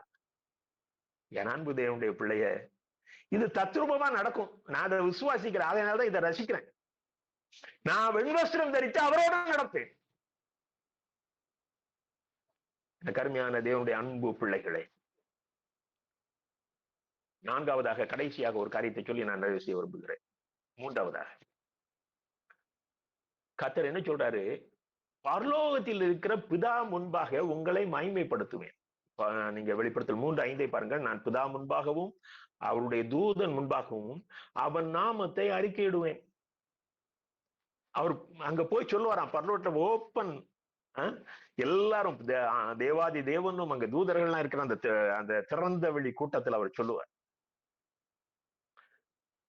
பிரதர், இந்த சகோதரன் எனக்காக இந்த தியாகத்தை பண்ண, எனக்காக ஓடுனார், சபைக்குள்ள அத்தனை எதிர்ப்பு, எனக்காக நின்றார். நான் பிதா முன்பாகவும் தூதர் முன்பாகவும் அறிக்கையிடுவேன். நீ செஞ்ச காரியத்தை அங்க அவர் பட்டியலிடுவார். ரோமர் 8:30 பாருங்கள். எவர்களை முன்குறித்தாரோ அவர்களை அழைத்திருக்கிறார், எவர்களை அழைத்தாரோ அவர்களை நீதிமான்களாக்கி இருக்கிறார், எவர்களை நீதிமான்களாக்கினாரோ அவர்களை மகிமைப்படுத்தி இருக்கிறார். அதான் பரலோகத்துல உங்களை மகிமைப்படுத்துவார். உன்னை நீதிமானாக்கினாரு. உன்னுடைய காரியங்களை சொல்லி, நீங்க மல்கியா 3:17 பாருங்கள். ஒரு மனுஷன் தனக்கு ஊழியம் செய்கிற தன்னுடைய குமாரனை கடாட்சிக்கிறது போல நான் அவர்களை கடாட்சிப்பேன். நீ ஆண்டவருக்காக ஓடிக்கொண்டிருக்கிறாய். எனக்கு அருமையான தேவனுடைய அன்பு பிள்ளைகளை, நீங்க நல்லா புரிஞ்சுக்கிடுங்க. மனுஷனை திருப்திப்படுத்தாதீங்க, அது என்ன ரேங்க்ல இருந்தாலும் சரி. வேதத்துக்கு புறம்பான காரியங்களை செய்யும்படியாக வலியுறுத்துகிறவர்கள், அவர்கள் எந்த உயர்ந்த அந்தஸ்தில் இருந்தாலும், மத ரீதியாகவும் சரி, மதத்துக்கு வெளியே இருந்தாலும் சரி, கர்த்தருக்கு பயந்து அதற்கு கீழ்ப்படியாதிருங்கள். அது நீங்க உயிரோடு இருந்தா தான் அந்த உணர்வு வரும். ஆகையினால்தான் இன்றைக்கு அந்த செய்தியை ஆண்டவர் உங்களுக்கு சபையை விழித்தெழும்பு என்று சொல்லுகிறார். சபையை விழித்து எழு, நீ கிறிஸ்து இயேசுவின் மனவாட்டி, உனக்கு முடிவு கிடையாது, நீ என்றென்றும் வாழுகிறவள். உனக்கு முடிவு கிடையாது, நீ என்றென்றும் வாழ்கிறவள். கர்த்தர் உயர்ந்த நோக்கத்துக்காக உன்னை தேர்ந்தெடுத்திருக்கிறார். இந்த செய்தியை கேட்ட உங்கள் எல்லோரையும் கர்த்தர் பரலோகத்திலே கூட்டி சேர்த்து மகிமையின் தேவன் முன்பாக உங்கள் பெயர்களை சொல்லி உங்களை அறிக்கையிடுவார். நீங்கள் வாழ்ந்து சுகித்திருப்பீர்கள். உங்கள் பிள்ளைகளும் உங்கள் குடும்பத்தாரும் உங்களோடு சேர்ந்து பரலோகத்தின் ஆசீர்வாதத்தை அனுபவிப்பார்கள். இந்த உலகத்திலும் அவருடைய பிள்ளைகளுக்கு அந்தந்து என்னென்ன தேவையோ, இன்னைக்கு உங்க பிள்ளைக்கு ஒரு கல்யாணத்துக்காக நீங்க ஓடலாம், இன்னைக்கு உங்க பிள்ளைக்கு ஒரு வேலைக்காக நீங்க ஓடலாம், ஒரு குழந்தை தேவைக்காக ஓடலாம். கர்த்தர் அவருடைய பிள்ளைகளுடைய தேவைகளை அவர் நிறைவேற்றி தருவார். அவருடைய பிள்ளைகள் ஜெபிக்கிற, நான் அப்படி ஜெபிச்சு நிறைய காரியத்தை பெற்றுக்கிட்டேன். ரொம்பலாம் போராடி ஜெபிக்கிறது இல்லை, அடிக்கடி அவரை தொந்தரவு பண்ணுவேன், அவர் எனக்கு தருவார். அந்த நம்பிக்கையோட காத்திருப்பேன். அற்புதங்களை செய்வார். மிராக்கிள். இந்த உலகத்துல பெரிய ஊழியக்காரன்ட்ட போனாதான் மிராக்கிள் நடக்கும்னு ஓடுனீங்கன்னா உன்னை போல பைத்தியக்காரன் பொறுத்ததும் கிடையாது. கடவுள் உன்னுடைய மனவாட்டி, அவர் உன் பக்கத்துல, மணவாளன் உன் பக்கத்துல உட்கார்ந்து இருக்கிறாரு, நீ அமைதியா விட்டு சொல்ல வேண்டியதானே, உரிமையா சொல்லலாமே. நீ விழித்தெழு, சபையே நீ விழித்தெழு, நீ அழியாமல் அவரோடு வாழப் போகிறவள். கர்த்தர் உனக்கு மிகப்பெரிய ஆசீர்வாதத்தை தந்திருக்கிறார், இன்னமும் தருவார், தொடர்ந்து தருவார். கர்த்தர் உன்னை ஆசீர்வதிப்பாராக. ஆமென். ஜெபம் செய்வோம். கிருபை நிறைந்த நல்ல ஆண்டவரே, சரிதை திருச்சபையின் மூலமாக அந்த திருச்சபையை முன்வைத்து எங்களுக்கு கற்றுக் கொடுத்த இந்த ஆழமான சத்தியத்துக்காக உமக்கு நன்றி செலுத்துகிறோம் கர்த்தாவே. அந்த திருச்சபை அறிந்திருக்கிறது போல எங்களையும் நீர் அறிந்திருக்கிற கர்த்தாவே. எங்கள் உண்மை நிலையை அறிந்திருக்கிறீர். ஆமாண்டவரே, எங்களுடைய அந்த உயிரற்ற நிலையை நீர் அறிந்திருக்கிறீர் கர்த்தாவே. ஆமாண்டவரே, உயிரோடு இருக்கிறவன் என்று பெயர் பெற்றிருந்தும் நீ செத்தவனாய் இருக்கிறாய், இந்த சிலை நிலையிலிருந்து மனம் திரும்பி என்று சொல்லி ஆண்டவரை நீர் அழைத்திருக்கிற அந்த அழைப்பை நாங்கள் கேட்கிறோம் கர்த்தாவே. ஆமாண்டவரே, இந்த நிலை சரியான நிலை அல்ல, மாற்றிக்கொள் என்று சொல்லி ஆண்டவரே எங்களை நீர் அழைக்கிற இந்த சத்தத்துக்கு, எச்சரிப்பின் சத்தத்துக்காக நன்றி செலுத்துகிறோம். மாத்திரமல்ல கர்த்தாவே, எங்களுக்குள்ளாக நீர் விழிப்பாயிருக்க வேண்டும் என்று சொல்லி அழைக்கிற திருச்சபைக்கு நீ அறிவுரை கொடுக்கிறீர் சுவாமி. மனம் திரும்புவதற்கு அறிவுரை கொடுத்திருக்கிறீர். விழிப்பாயிருந்து ஜெபிக்கிறதுக்கு அறிவுரை கொடுத்திருக்கிறீர். எச்சரிக்கையாயிருந்து ஆண்டவரே காத்துக் கொள்வதற்காக நீர் அழைப்பு கொடுத்திருக்கிறீர். ஆமாண்டவரே, நாங்கள் அந்த வார்த்தைகளை புரிந்து கொண்டவர்களாக மனம் திரும்பாத நிலையில் நாங்கள் இருப்போம் என்று சொன்னால், தேவரே திருச்சபைக்கு ஆண்டவரே கொடுத்த அந்த சத்தத்தை கேட்டு, ஆண்டவர் இது கடைசி காலம், ஒருவேளை நீர் வாசப்படி நிற்கின்ற காலமா இருக்கிறது என்கிற உணர்ந்தவர்களாக, மனம் திரும்ப காலம் இருக்கிறது என்று சொல்லி இன்னும் மெத்தனமாக வாழாமல் திருச்சபை ஆண்டவரே இந்த காலத்தை சரியாய் புரிந்து கொண்டு, ஆமாண்டவரே நாங்கள் மனம் திரும்பி வாழ்வதற்கான ஒரு வாய்ப்பை தருகிறீர். இன்னும் ஆண்டவர் திருச்சபை மனம் திரும்ப வேண்டும் என்கிறது நம்முடைய ஒருவனாகிலும் கெட்டு போகக்கூடாது என்கிறதுனாலே நீர் இன்னும் ஆண்டவரே காலம் தாழ்த்தி கொண்டிருக்கிறீர் சுவாமி. எங்களுக்கு வாய்ப்பை தந்து காலம் தாழ்த்தி கொண்டிருக்கிறீர் என்பதை உணர்ந்து கொள்ள எங்களுக்கு கிருபை தந்திருக்கிறீர். நன்றி செலுத்துகிற கர்த்தாவே. மாத்திரமல்ல ஆண்டவரே, நாங்கள் விழிப்பாயிருந்து ஜெபிக்க வேண்டிய காரியங்கள் உண்டு. உமக்கு முன்பாக நாங்கள் ஆண்டவரே நாங்கள் ஜெபிக்கிறவர்களாக இல்லாமல் விழிப்பாயிராவிட்டால் ஜெபிக்க முடியாது என்கிறதை கற்றுக் கொடுத்திருக்கிறீர் சுவாமி. ஆமாண்டவரே, இந்த நிலையிலே நாங்கள் விழிப்பாயிருந்து ஜெபித்து ஆண்டவரே நாங்கள் உமக்கு முன்பாக தைரியமாய் நிற்கத்தக்கதாக, உமக்கு முன்பாக மாசு மறுவற்றவர்களாய் நிற்கத்தக்கதாக எங்களை காத்துக்கொள்ளும்படியா ஜெபிக்கிற கர்த்தாவே. நாங்கள் குறையுள்ளவராய் நம்முடைய சமூகத்தில் நில்லாதபடிக்கு ஆண்டவரே நாங்கள் தைரியமாக நம்முடைய சமத்துக்கு உண்டாக நிற்கத்தக்கதாக, எந்த நிலையிலும் பரலோகம் எங்களுக்கு வாசல் திறந்து காத்திருக்கும் என்கிற அந்த நம்பிக்கையோடு நம்முடைய சமூகம் வருவதற்கு எங்களை ஆயத்தப்படுத்தும்படியா நாங்கள் ஜெபிக்கிறோம் கர்த்தாவே. மாத்திரமல்ல தகப்பனே, நாங்கள் எச்சரிக்கையாயிருந்து நீர் எங்களுக்கு தந்திருக்கிற அந்த ரட்சிப்பின் வஸ்திரத்தை, நீர் எங்களுக்கு கொடுத்திருக்கிற அந்த பரிசுத்தத்தை, நீர் எங்களுக்கு கொடுத்திருக்கிற அந்த வார்த்தைகளை ஆண்டவர் காத்து கொண்டு கடைசி வரைக்கும் நாங்கள் ஒரு நன்மையும் செம்மையுமாக இருத்தில் காத்து கொண்டு ஆண்டவர் சந்திப்பது காய்த்தப்பட கிருபை பாராட்ட வேண்டும் என்று ஜெபிக்கிறோம் கர்த்தாவே. மாத்திரமல்ல நாங்கள் அப்படி இந்த நிலையில நாங்கள் ஆண்டவர் இருப்போம் என்று சொன்னால் நிச்சயமாக எங்களுக்கு ஒரு பரிசு வைத்திருக்க என்று சொல்லி ஆண்டவர் சொல்லியிருக்கிற கர்த்தாவே. முதல் பரிசு எங்களுக்கு ஜீவ புஸ்தகத்திலிருந்து பெயரை ஆண்டவரை கிறுக்கி போடாமல் வச்சிருப்பேன் என்று சொல்லுகிற கர்த்தாவே. ஒருவேளை என் பேர் ஜீவ புஸ்தகத்திலிருந்து எழுதப்பட்டிருக்கிற பெயர் ஆண்டவரை கிறுக்கி போடுகிற நிலைமையில் இருக்கும் என்று சொன்னாலும் உனக்கு நான் வாய்ப்பு தருகிறேன். நான் கிறுக்கி போட மாட்டேன். திரும்பி வந்தால் நான் உனக்கு அந்த பெயரை கிறுக்கி போடாமல் உன் பெயரை ஜீவ புஸ்தகத்தில் வைத்திருப்பேன், உன் பெயரை நான் அழைப்பேன் என்று சொல்லி எங்களுக்கு சொல்லியிருக்கிற கர்த்தாவே. மாத்திரமல்ல ஆண்டவரே, எங்களுக்கு வெண் வஸ்திரம் கொடுத்து, இந்த ரட்சிப்பின் வஸ்திரம் அல்ல ஆண்டவர் விலையேற பெற்ற அந்த மகிமையான அந்த வஸ்திரத்தை எங்களுக்கு தருவேன் என்று சொல்லி வாக்கு கொடுத்திருக்கிறீர். இந்த உலகத்தையும் பிசாசையும் ஆண்டவரே இந்த காரியங்களை நாங்கள் ஜெயித்தால் நிச்சயமாக எங்களுக்கு அந்த ஆண்டவர் அந்த வெண் வஸ்திரத்தை தருவேன் என்று சொல்லுகிறீர். உலகம் எங்களை ஜெயிக்காதபடிக்கு, பிசாசு எங்களை ஜெயிக்காதபடி, எங்கள் மாம்சம் எங்களை ஜெயிக்காதபடிக்கு நாங்கள் அவைகள் மேல் ஜெயங்கொள்ளத்தக்கதாக கர்த்தர் எங்களுக்கு பலன் தாரும் சுவாமி. எங்களுடைய சுய பலத்தினால், எங்கள் சுய ஞானத்தினால் எங்களால் ஜெயிக்க முடியாது என்பதை அறிந்திருக்கிற கர்த்தாவே. ஆமாண்டவரே, உம்முடைய பலத்தினால் அன்றி, உம்முடைய கிருபையினால் அன்றி எங்களால் மேற்கொள்ள முடியாது என்பதை நாங்கள் அறிந்து அறிக்கையிடுகிறோம். தேவரீர் அப்படிப்பட்ட கிருபை எங்களுக்கு தந்து நடத்தும்படி நாங்கள் ஜெபிக்கிற கர்த்தாவே. எல்லாருக்கும் முன்பாக நாமத்தை அறிக்கிடுவேன் என்று சொல்லி அந்த மகிமையான அனுபவத்துக்குள்ள எங்களை நடத்துவேன் என்று சொல்லியிருக்கிறீர். இந்த பரிசுகளை பெற்றுக்கொள்வதற்கு எங்களுடைய சபையை கர்த்தர் ஆண்டவரே ஆயத்தப்படுத்தும்படி ஜெபிக்கிறோம். எத்தனை முறை ஆண்டவரே அறைவுகள் கொடுத்தாலும் நான் வரமாட்டேன் என்று சொல்லி பிடிவாதமாய் இருக்கிற இந்த சபைக்காக ஆண்டவர் நம்முடைய சமூகத்தில் நிற்கிற கர்த்தாவே. எத்தனையோ பேர் ஆண்டவர் வெளியிலிருந்து வந்து பங்கு பெற்று ஆண்டவர் தங்களுடைய சபையில் இப்படிப்பட்ட செய்தி இல்லை, ஆனாலும் எங்களுக்கு கிடைக்கிற இடத்துக்கு நாங்கள் போய் கேட்போம் என்று சொல்லி வாஞ்சியோடு வந்து கேட்கிற அந்த ஜனங்களுக்காக நன்றி செலுத்துகிறோம். பங்கு பெற்ற ஒவ்வொரு பிள்ளைகளுக்காக நன்றி செலுத்துகிறோம். அவர்கள் எந்த சபையில் இருந்தாலும் அவர்கள் பரலோக சபையின் அங்கத்தினர்களாக இருக்கிறதுக்காக நன்றி செலுத்துகிறோம். ஆண்டவரே இந்த கரத்தில் ஒப்பு கொடுக்கிறோம். தகப்பனை, கேட்ட செய்தியை நாங்கள் கேட்டு மனம் திரும்பி ரட்சிக்கப்பட்டு அன்பின் ஆண்டவரை நீர்களுக்கு தர வைத்திருக்கிற அந்த பரிசுகளை பெற்றுக்கொள்வதற்கு எங்களை ஆயத்தப்படுத்தும்படி ஜெபிக்கிறோம். இதற்காக ஆண்டவரே உம்முடைய தாசன் மூலமாக ஆண்டவரை அவரை பக்குவப்படுத்தி ஆண்டவரை தொடர்ந்து அவரோடு இடைப்பட்டு அவர்களுக்கு பலவீனங்கள் மத்தியிலும் கர்த்தர் தம்முடைய பலத்தை தந்து நடத்தினதுக்காக நன்றி செலுத்துகிறோம். இந்த பலவீனத்தை எடுத்து போட்டதுக்காக நன்றி செலுத்துகிறோம். பலத்தினால் இடைக்கட்டினதுக்காக நன்றி செலுத்துகிறோம். தொடர்ந்து ஆண்டவரை அவர்கள் ஆட்கொள்ளும்படி ஜெபிக்கிறோம். எதிர் வருகின்ற 14ஆம் தேதி ஆண்டவரே அவருடைய பயணத்துக்காக ஜெபிக்கிறோம். சுகபத்திரமாய் எங்கள் மத்தியில் அழைத்து வந்து தேவரீர் முன்குறித்த நோக்கத்தை, அவர் மூலமாக முன்குறித்த நோக்கத்தை நிறைவேற்றும்படியாக தகப்பனே, யாருக்கெல்லாம் அவருடைய வாயின் வார்த்தைகளை கர்த்தர் முன்வைத்திருக்கிறோ அவர்கள் ஆண்டவரை தாராளமாய் திரளாய் வந்து பங்கு பெற்று அன்பின் ஆண்டவரை தங்களை அர்ப்பணிப்பதற்கு கிருபை பாராட்ட வேண்டும் என்று ஜெபிக்கிறோம் கர்த்தாவே. ஆமாண்டவரே, இந்த வாய்ப்புகள் கடைசி வாய்ப்பு என்பதை உறைந்து அன்பின் ஆண்டவர், கடைசி நேரத்தில் இந்த கல்லன் எனக்கு கிடைத்தது கடைசி வாய்ப்பு, இந்த வாய்ப்பை நான் நழுவிட மாட்டேன் என்று சொல்லி நின்னதை போல சபை ஆண்டவர் நிற்கத்தக்கதாக ஆண்டவரே நின்று போராடி கண்ணீரிட்டு கதறி அன்பின் ஆண்டவரே உடைய கிருபை உடைய இரக்கத்தை பெற்றுக்கொள்ள கர்த்தர் கிருபை பாராட்டுவீராக. கரத்தில் ஒப்பு கொடுக்கிறோம். பங்கு பெற்ற ஒவ்வொரு பிள்ளைகளையும் ஆண்டவரை வழிநடத்தும்படி ஜெபிக்கிறோம். எங்களுக்காக ஆண்டவர் முதல் ஜெபத்தை ஏறெடுத்து அருமையான ஐயா சாமில் ஐயாவுக்காக ஜெபிக்கிறோம். அவங்களுடைய ஊழியத்துக்காக ஜெபிக்கிறோம். கர்த்தாவே அவருடைய ரிட்டைர்மெண்ட் காலத்திலே கர்த்தருடைய கிருபை அவளை தாங்கி வழிநடத்தி வருகிறதாய் நன்றி செலுத்துகிறோம். தொடர்ந்து உடைய கிருபின் கரத்துக்குள்ள மூடி மறைத்துக்குள்ள ஜெபிக்கிறோம். மீட்பர் இயேசு கிறிஸ்துவின் நாமத்தில் வேண்டிக் கொள்கிறோம் எங்கள் அன்பின் பரலோக பிதாவே. ஆமென்.